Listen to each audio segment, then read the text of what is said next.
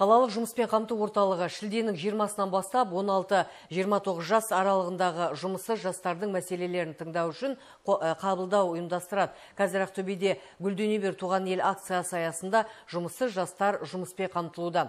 Осы күнге дейін 500-ге жуық адам жұмысқа орналасқан. Олар қаланы көркейту жұмыстарына атсалысуда. Орталыққа жұмыс іздеп келгендердің бірі Дамир Абенов. 20 жастағы Дамир биыл ғана жоғары оқу орнын инженер-механик мамандық бойынша тәмамдаған. Ол өз мамандық бойынша жұмыс тапқанша уақытша болса да жұмысқа орналассам дейді.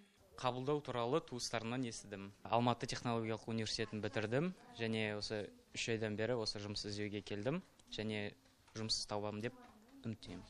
Акция аясында ұйымдастырылған шара жыл соңына дейін жалғасады. Мамандардың айтуынша, қаланы көркейтуге үлес қосқан жастарға берілетін жалақы 59 мың теңге. Бүгінде орталықта 300-дей жұмыссыз жас тіркеуде тұр.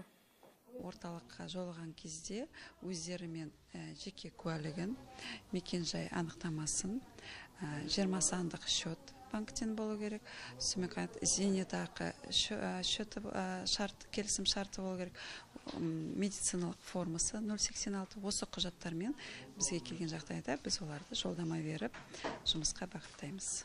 Бүгінде жұмыспен қамтудың жол картасы 2020 бағдарламасы аясында жастар еңбекке тартылуда. Егер оқу орнын бітірген түлек өз мамандығы бойынша жұмыс таппаған болса, жастар тәжірибесіне баруға болады. Жұлдыз Алмасқызы, Мержан Аманжолов, Қазақстан, Ақтөбе.